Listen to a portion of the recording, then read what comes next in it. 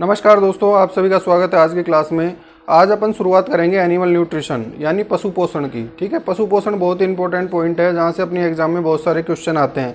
पिछले 2016 और 2018 के एलएसए के पुराने पेपर अपन ने देखे थे, वहां पे देखा अपन ने कि एलएसए के एग्जाम में एनिमल न्यूट्रिशन से काफ़ी क्वेश्चन पूछे जाते हैं। ठीक है, तो आज की क्लास अपन शुरू करने वाले हैं एनिमल न्यूट्रिशन के बारे में। आज अपन पढ़ेंगे पशु पोषण से संबंधित सामान्य शब्दावली, किन किन शब्दों का उपयोग करते हैं पशु पोषण पढ़ते समय। ठीक है, और उनसे अपनी एग्जाम में क्या क्या क्वेश्चन पूछे जाते हैं। ठीक है, तो देखिए आज का अपना टॉपिक रहेगा पशु पोषण यानी एनिमल न्यूट्रिशन। ठीक है, एनिमल न्यूट्रिशन का जो टॉपिक है बहुत इंपॉर्टेंट है एग्जाम के दृष्टिकोण से। पहली बात देखिए, पहला क्वेश्चन क्या आता है इससे अपनी एग्जाम में कि father of animal nutrition, father of animal nutrition यानी पशु पोषण का जो पितामह है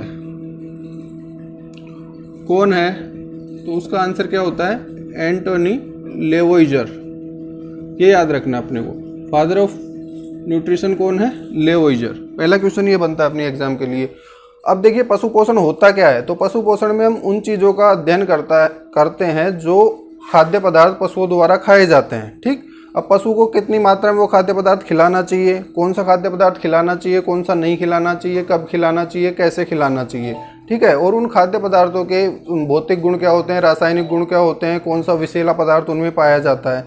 ठीक, पशु की किस अवस्था में कितना खाद्य पदार्थ अपने को खिलाना है। ठीक है, कितना चारा खिलाना होता है, कितना बांटा, कितना दाना खिलाना होता है, ये सारी चीज़ें पढ़ते हैं अपन एनिमल न्यूट्रिशन में। ठीक, तो इस विषय को अपन बहुत ही आसान बना के पढ़ने वाले हैं। तो देखिए पहला पॉइंट आता है इसमें राशन। राशन क्या होता है, राशन बोला मैंने, राशन। राशन का क्या मतलब है, देखिए एनिमल न्यूट्रिशन के हिसाब से कि एक पशु के द्वारा पूरे दिन में यानी 24 घंटे के दौरान जो भोजन किया जाता है उस भोजन की मात्रा को क्या बोलते हैं अपन, राशन बोलते हैं। ठीक है, दूसरा क्वेश्चन आता है डाइट। डाइट क्या होता है, डाइट को हिंदी में क्या बोलते हैं, खुराक। तो डाइट का मतलब होता है पशु के द्वारा एक बार में जो खाद्य पदार्थ खाया जाता है या जो भोजन किया जाता है उसकी मात्रा को क्या बोला जाता है, खुराक, एक समय में। ठीक है, तो इन दोनों में अंतर स्पष्ट है। अब राशन और डाइट में क्या डिफरेंस होता है पता लग रहा है अपने को। राशन क्या है, पूरे 24 घंटे में खाया जाने वाला भोजन है, जबकि डाइट क्या है, एक समय में या एक बार में जानवर द्वारा जो भोजन ग्रहण किया जाएगा उसे क्या बोलते हैं अपन, डाइट बोलते हैं। ठीक है, क्लियर है दोनों में डिफरेंस। अब आते हैं अपन विभिन्न प्रकार के राशन। जैसे मैं बोल दूं बैलेंस्ड राशन, नाम से पता लग रहा है संतुलित आहार, बचपन में सब लोगों का पढ़ा हुआ है। संतुलित आहार किसे कहते हैं, वह भोजन जिसके अंदर सभी प्रकार के पोषक तत्व उचित मात्रा में उपस्थित होते हैं, उसे क्या बोलते हैं अपन, संतुलित आहार बोलते हैं। दूसरा एक क्वेश्चन आता है अपने यहाँ पे बेसल फीड यानी आधार खाद्य, बेसल फीड बोलते हैं इसको। बेसल जो फीड होता है उसमें क्या होता है, देखिए ये आधारीय जो आवश्यकता होती है किसी भी जंतु की उसको पूर्ति करने के हिसाब से बनाया जाता है। इसमें क्या ध्यान रखना होता है अपने को कि इसका जो क्रूड फाइबर कंटेंट है, ठीक है, वो कितना होना चाहिए, 18% से कम होता है, और जो क्रूड प्रोटीन है वो कितना होता है, 20% से कम होता है। अब देखिए यहाँ पे अपने पास दो चीज़ें आ गई, एक क्रूड फाइबर आ गया, एक क्रूड प्रोटीन आ गया। ये ऐसी चीज़ें हैं, देखिए मैं आपको एक सीधी सी बात बताऊं, जब लोग एनिमल न्यूट्रिशन पढ़ना शुरू करते हैं, ठीक है, शुरुआत करते हैं एनिमल न्यूट्रिशन की, तो सबसे पहले अपने पास अपने सामने क्या चीज़ें दिखती है, क्रूड फाइबर हो गया, क्रूड प्रोटीन हो गया, ईथर एक्सट्रैक्ट हो गया, नाइट्रोजन फ्री ईथर एक्सट्रैक्ट हो गया, एस हो गया, अप्रोक्सीमेट एनालिसिस हो गया, फीडिंग स्टैंडर्ड्स हो गया। ये ऐसी सारी चीज़ें जो बहुत ही डरावनी लगती है, उनको वो चीज़ें बिल्कुल ही बोरिंग लगती है, नॉन इंटरेस्टिंग लगती है। तो अपन क्या करते हैं कि इन चीज़ों को बाद में पढ़ेंगे ऐसा करके छोड़ देते हैं, जबकि अपने एग्जाम में यहाँ से क्वेश्चन आते हैं, तो इन चीज़ों को अपने को छोड़ना नहीं है, इनको क्लियर करना है। ठीक है, तो आज की क्लास में अपन पढ़ेंगे, थोड़ा बहुत जानकारी लेंगे इनके बारे में, और आगे की जो क्लासेज होगी उनमें अपन विस्तृत जानकारी प्राप्त करेंगे crude fibre, nitrogen free extract, जो भी डरावनी चीज़ें उनके बारे में। ठीक है, देखिए यहाँ पे देखिए CF जो मैंने लिखा है इसका मतलब क्या है, क्रूड फाइबर। एक होता है CP यानी क्रूड प्रोटीन। क्रूड फाइबर का मतलब क्या है, पशु का जो आहार है, पशु का जो भोजन है, उसके अंदर उपस्थित अपाच्य, या मैं बोल दूं जो आसानी से पचने लायक नहीं होता है, वो पदार्थ क्या कहलाता है? क्रूड फाइबर कहलाता है। जैसे सेलुलोज हो गया, हेमी सेलुलोज हो गया, इस प्रकार के जो पदार्थ है वो किसके एग्जाम्पल है? क्रूड फाइबर के। तो जो बेसल फीड है उसमें क्रूड फाइबर कितना होना चाहिए? 18% से कम, ठीक है। और CP is less than 20%। Crude protein का क्या मतलब है? क्रूड का मतलब होता है टोटल, ठीक है। प्रोटीन का मतलब प्रोटीन होता ही है। तो किसी भी भोजन के अंदर प्रोटीन की कुल मात्रा कितनी है उसे क्या बोलते हैं अपन? क्रूड प्रोटीन बोलते हैं। उसके अलावा देखिए कुछ और चीज़ें होती है। एक होता है ईथर एक्सट्रैक्ट, एक होता है नाइट्रोजन फ्री एक्सट्रैक्ट, एक होता है एस, ठीक है, जिसमें क्या होते हैं? मिनरल्स होते हैं, और एक होता है मॉइस्चर। ये सारी चीज़ें होती है किसी भी खाद्य पदार्थ में, ठीक है। इनके बारे में अपन आगे वाली क्लासेज में डिटेल से पढ़ेंगे। अभी अपने को ध्यान क्या रखना है? क्रूड फाइबर, क्रूड प्रोटीन क्या होते हैं, आगे और इनको क्लियर करेंगे। अब आते हैं अपन नेक्स्ट पॉइंट, फोल्डर क्या होता है। नेक्स्ट पॉइंट देखिए, फोल्डर। फोल्डर किसे कहते हैं? तो देखिए इसका सीधा सा मतलब क्या होता है? कोई भी फसल जो खेत में खड़ी हुई है, ठीक है, खेत में क्या है? कोई फसल है, मान लीजिए गेहूं की फसल है। अब गेहूं की फसल से मैंने क्या कर लिया? गेहूं निकाल लिया। तो जो बचा हुआ पार्ट है खेत में वो क्या कहलाएगा? फोल्डर कहलाएगा, ठीक है। हरी अवस्था में तो उसे ग्रीन फोल्डर बोल देंगे, सूखा हुआ है तो उसको ड्राई फोल्डर बोल देंगे। क्लियर? फोल्डर का मतलब क्या हो गया? फोल्डर हिंदी में क्या मतलब है? फोल्डर का चारा। इसका मतलब क्या है? खेत में खड़ी हुई अवस्था में जो भी फसल है उसे क्या बोलते हैं अपन? फोल्डर। जो जानवर को खिलाई जाती है उससे अपन ने क्या किया? दाना निकाल लिया है। नेक्स्ट पॉइंट देखिए, इसमें आता है एक वर्ड होता है अपने पास रफेज, बहुत इंपॉर्टेंट है। एक होता है कंसंट्रेट। सामान्य मतलब क्या है रफेज का? चारा ही होता है। और कंसंट्रेट का मतलब क्या होता है? दाना बोल सकते हैं, बांटा बोल सकते हैं। सामान्य भाषा में जो बाट बोलते हैं अपन, ठीक है, उसे क्या बोलते हैं अपन? पशु पोषण की भाषा में कंसंट्रेट।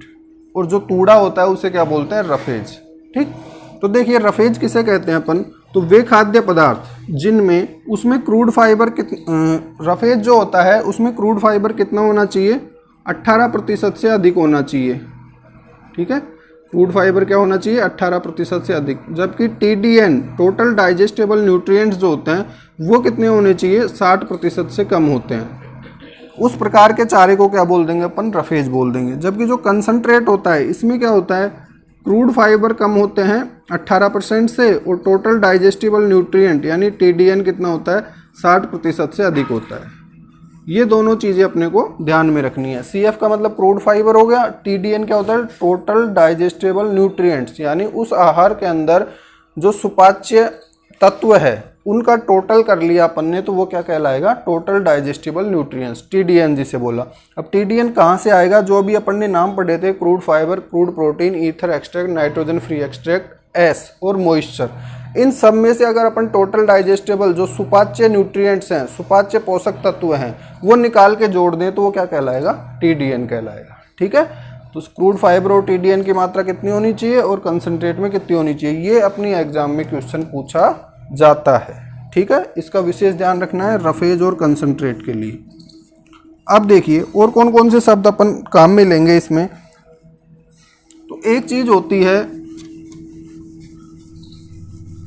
हल, एक चीज होती है हस्क, एक होता है सेल और एक होता है ब्रान। देखिए एक होता है हल, एक होता है हस्क, एक होता है सेल और एक होता है ब्रान, ठीक है। हल का क्या मतलब है? जो फलीदार फसलें हैं, जैसे मटर की बात करूं मैं, मटर से अपन ने दाने निकाल लिए, मटर की फली से दाने निकालने के बाद जो मटर का बाह्य आवरण बचा, फली का जो शेष भाग है, उसे क्या बोलते हैं अपन? हल बोलते हैं, ठीक है। ये ध्यान में रखना है अपने को, मटर की फली से, मटर से याद रखना है हल क्या होता है। अब देखिए सेल, हल और सेल। सेल में क्या होता है?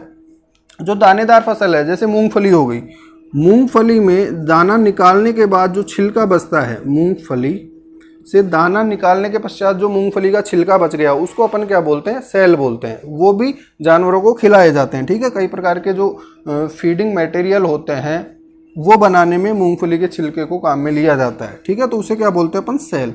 अब देखिए हस्क क्या होता है?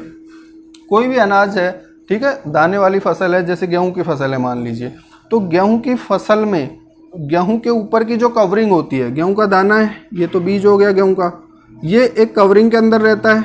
ठीक है, फसल में क्या रहेगा? एक कवरिंग के अंदर रहेगा।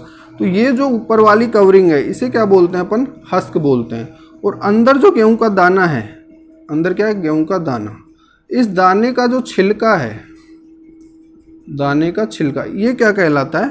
ब्रान कहलाता है। गेहूं की बात करें तो इसे व्हीट ब्रान बोल देंगे, राइस की बात करें तो राइस ब्रान बोल देंगे। क्लियर है ये चीज़ें? इनमें अंतर पता लग गया अपने को। हस्क क्या है? उस गेहूं के दाने का कवरिंग है जिसके अंदर वो गेहूं का दाना रखा हुआ है। ठीक है, उसे बोलते हैं हस्क। और उस गेहूं के ऊपर का जो छिलका है उसे क्या बोलते हैं अपन? ब्रान। सीधी भाषा में मैं बताऊं तो अपने घरों में जब रोटी बनाने के लिए आटा छानते हैं तो छानने के पश्चात जो शेष पदार्थ है वो क्या है? व्हीट ब्रान है, जिसे क्या बोलते हैं अपन? चापड़ या चोकर बोल सकते हैं। चापड़ या चोकर बोलते हैं। ये बहुत ही लाभदायक होता है पशुओं के लिए। नेक्स्ट पॉइंट देखिए अब इसमें,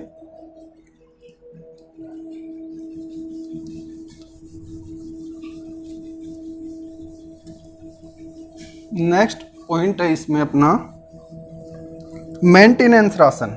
ठीक है, राशन की बात की अपन ने, राशन क्या होता है, डाइट क्या होती है। अब अपन देखते हैं मेंटेनेंस राशन।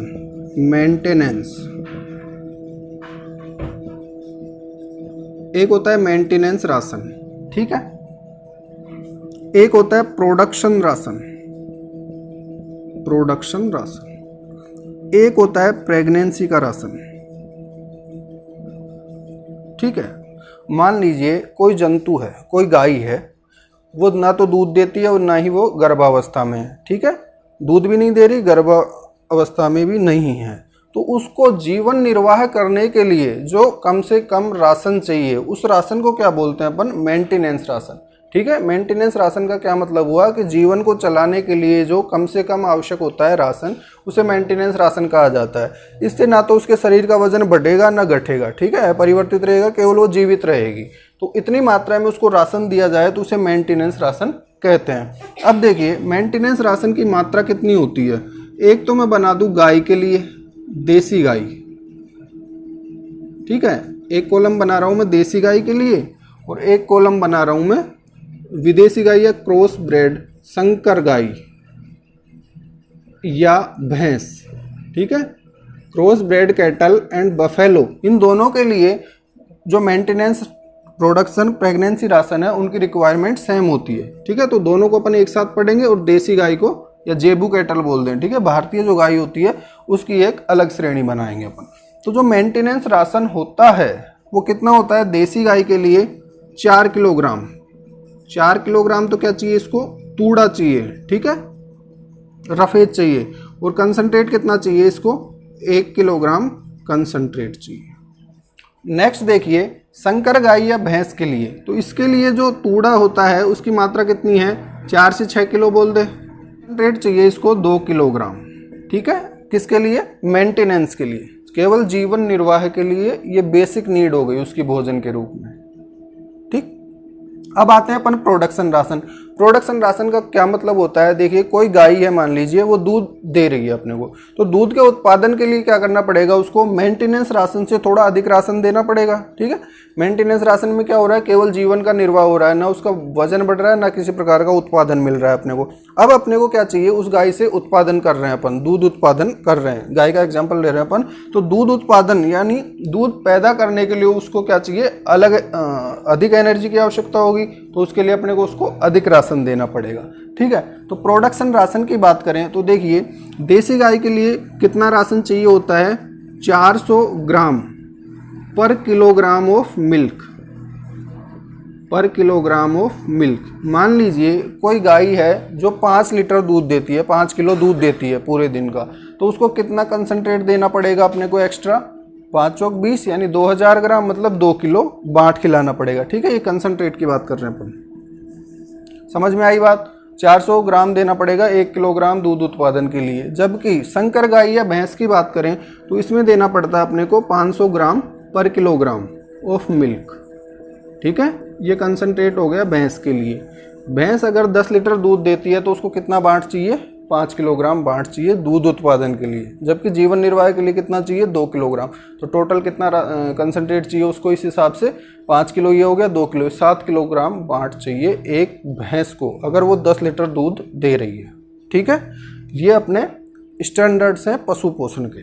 नेक्स्ट देखिए प्रेगनेंसी राशन। प्रेगनेंसी राशन का क्या मतलब होता है कि कोई जंतु है, जैसे गाय की बात कर रहे हैं अपन, तो गाय अगर गर्भावस्था में है तो अंतिम जो ट्राइमेस्टर होता है उसके गर्भकाल का, उस समय क्या होता है, जो शिशु होता है गर्भस्थ, उसकी वृद्धि बहुत अधिक होती है। ठीक है, उसकी साइज लगभग 3 गुना बढ़ती है उस समय। तो उसके शरीर के निर्माण या उसके विकास के लिए क्या चाहिए, एक्स्ट्रा राशन चाहिए होता है। उस राशन को क्या बोलते हैं अपन, प्रेगनेंसी राशन। ये होता है देसी गाय के लिए 1.25 किलोग्राम एक्स्ट्रा कंसंट्रेट। ठीक है, एक्स्ट्रा कंसंट्रेट चाहिए गाय के लिए 1.25 किलोग्राम, जबकि cross breed cattle and buffalo के लिए ये चाहिए होता है 1.75 किलोग्राम एक्स्ट्रा कंसंट्रेट। ठीक है, प्रेगनेंसी की कंडीशन में। तो इन सभी पॉइंट्स से अपनी एग्जाम में आने लायक क्वेश्चन बनते हैं। ठीक है, तो इसका स्क्रीनशॉट भी लिया जा सकता है और इसको अच्छे से ध्यान में भी रखना है अपने को। यहाँ से अपनी एग्जाम में क्वेश्चन आएगा और फील्ड में भी ये बहुत ही काम की चीज़ है। नेक्स्ट पॉइंट देखिए, इसमें नेक्स्ट वर्ड आता है इसमें बाईपास प्रोटीन। बाईपास प्रोटीन का क्या मतलब है, बाईपास प्रोटीन उस प्रोटीन को कहते हैं जो रूमन में उपस्थित माइक्रो ऑर्गेनिज्म से बचते हुए, ठीक है, यानी जिसका पाचन रूमन में नहीं होता है, माइक्रो ऑर्गेनिज्म जो उपस्थित होते हैं रूमन में वो प्रोटीन का डाइजेशन कर देते हैं, परंतु बाईपास प्रोटीन वो प्रोटीन होती है जो रूमन में उपस्थित माइक्रो ऑर्गेनिज्म से पाचन से बचते हुए सीधा कहाँ पहुँच जाती है, ओमेसम एंड एबोमेसम में। तो इस प्रकार की जो प्रोटीन होती है वो क्या कहलाती है, बाईपास प्रोटीन। तो इसकी परिभाषा या क्या मतलब होता है बाईपास प्रोटीन का, ये अपने को ध्यान में रखना है। नेक्स्ट पॉइंट देखिए लेग्यूमिनस। लेग्यूमिनस क्रॉप्स या फसल बोल दूं मैं, लेग्यूमिनस फसल। लेग्यूमिनस का क्या मतलब होता है, जिनमें प्रोटीन ज़्यादा होता है, जैसे दाल हो गई। ठीक है, जैसे मैं अपने पशु पोषण की बात करें तो ल्यूसन हो गया, बरसीम हो गई। ठीक है, इस प्रकार की जो फसलें होती है वो क्या कहलाती है, लेग्यूमिनस फसल। अब इनके लिए क्या होता है, प्रोटीन कंटेंट ज़्यादा होता है। तो डीसीपी की मात्रा, digestible crude protein, crude protein क्या था, कुल प्रोटीन था उसमें, और डीसीपी का मतलब क्या है, उस कुल प्रोटीन का कितना भाग पाचन योग्य है उसे क्या बोलते हैं अपन, डीसीपी, डाइजेस्टेबल क्रूड प्रोटीन। ठीक है, क्रूड प्रोटीन का वो पोर्शन जो पाचन योग्य है, ये कितना होता है, 2 से 3% होता है। जबकि टीडीएन की बात करें तो ये कितना होता है, इसमें 11% होता है। किसके बात कर रहे हैं अपन, लेग्यूमिनस क्रॉप्स की। ठीक है, लेग्यूमिनस फसलों की। नेक्स्ट देखिए नॉन लेग्यूमिनस। लेग्यूमिनस के अलावा जो भी फसल होती है वो क्या कहलाती है, नॉन लेग्यूमिनस। ठीक है, इनमें क्या होता है, प्रोटीन की मात्रा कम होती है। जैसे क्या ले सकते हैं एग्जाम्पल, ज्वार हो गया, बाजरा हो गया, मक्का हो गया। ठीक है, इस प्रकार की फसलें क्या होती है, नॉन लेग्यूमिनस होती है। इनमें प्रोटीन जो होता है डाइजेस्टेबल डीसीपी, इसकी मात्रा कितनी होती है, 0.5 to 2%। ठीक है, जो जबकि टीडीएन की मात्रा होती है इसमें 11 से 17%। तो ये दोनों ध्यान रखने अपने को कि लेग्यूमिनस में डीसीपी कितना है और नॉन लेग्यूमिनस में डीसीपी परसेंटेज कितना होता है। ठीक है, नेक्स्ट देखिए इसमें मोलासेज। मोलासेज क्या होते हैं, शुगर इंडस्ट्रीज जो होती है, चीनी यानी चीनी की जो मिल होती है उसका बाई प्रोडक्ट होता है। ठीक है, उसे क्या बोलते हैं अपन, मोलासेज। ये कार्बोहाइड्रेट रिच सोर्स होता है, एनर्जी रिच सोर्स होता है, जो जानवरों को खिलाने के काम में लिया जाता है। ये क्या करता है, जानवर की भूख बढ़ाने में सहायक होता है। ठीक है, और इसकी मात्रा कितनी दे सकते हैं अपन, 10 से 15% दे सकते हैं टोटल राशन का। ठीक है, किसी भी जानवर के कुल राशन का 10% से 15% तक दिया जा सकता है मोलासेज। ये क्या होता है, अपन केवल परिभाषा की बात कर रहे हैं। तो इसमें क्या करेंगे अपन, हरे चारे को अगर प्रकाश में सुखा दिया जाए तो सूखने के पश्चात क्या मिलेगा अपने को, हे मिलेगा। दूसरी बात ध्यान में क्या रखनी है अपने को कि हे के लिए जो मॉइस्चर होता है, नमी कितनी होनी चाहिए, 12 से 14% तक होनी चाहिए। नेक्स्ट पॉइंट इसमें क्या ध्यान में रखना है अपने को कि हे बनाने के लिए सबसे अच्छी फसल, best crop for hay making कौन सी होती है? जई, ओट। ओट से सबसे अच्छा हे बनता है, ठीक है। और क्या ध्यान में रखना है? हे बनाने के लिए काम में ली जाने वाली फसल का जो तना होता है वो पतला होना चाहिए और पत्तियां अधिक होनी चाहिए, बड़ी होनी चाहिए, ये होता है हे। नेक्स्ट देखिए साइलेज। साइलेज में क्या करते हैं अपन? मोटे तने वाली या जिसमें कार्बोहाइड्रेट की मात्रा ज़्यादा होती है ऐसी फसलों को क्या करते हैं अपन? किण्वीकृत करते हैं, ठीक है। किण्वीकृत यानी किण्वन की सहायता से फीड प्रोडक्ट बनाते हैं जिसे अपन साइलेज कहते हैं। अब इसमें जो फर्मेंटेशन होता है, फर्मेंटेशन जो होता है वो क्या होता है? कंट्रोल्ड होता है, ठीक है। जो भी फसल होती है उसको काट के क्या करते हैं अपन? एयर टाइट अवस्था में बंद कर देते हैं और उसमें विभिन्न इंग्रेडिएंट मिलाते हैं उससे पहले, और उसके बाद में कुछ समय पश्चात वो क्या बन जाता है? उसका साइलेज। जैसे अचार बनाते हैं अपन, उस प्रकार से ये फीड प्रोडक्ट होता है, या क्या बोल सकते हैं? साइलेज को, जानवरों का अचार होता है साइलेज, ठीक है। इसमें ध्यान क्या रखना अपने को कि जो इसके लिए सबसे अच्छी फसल कौन सी होती है? मक्का एवं बरसीम। इनसे क्या बनता है? सबसे अच्छा साइलेज बनता है, ठीक है। और इसमें जो मॉइस्चर कंटेंट होता है वो कितना होना चाहिए? 65 से 70% तक। नेक्स्ट देखिए इसमें हेलेज। हेलेज का क्या मतलब होता है? ये टर्म कहाँ से आई है? हे प्लस साइलेज से आई है, ठीक है। यानी साइलेज बनाने के लिए ऐसी फसल काम में ली है अपने जिसमें मॉइस्चर कंटेंट कितना है? 40 से 60% है। यानी मॉइस्चर कंटेंट अगर कम है और उस फसल का अपन साइलेज बनाएंगे तो उसे क्या बोलेंगे? हेलेज बोलते हैं। तो ये सामान्य से शब्द हैं जो अपने यहाँ पे काम में आएंगे पशु पोषण में। तो बहुत इंपॉर्टेंट सी क्लास है ये, अच्छे से इस वीडियो को देखिए और दोस्तों के साथ शेयर कीजिए। धन्यवाद।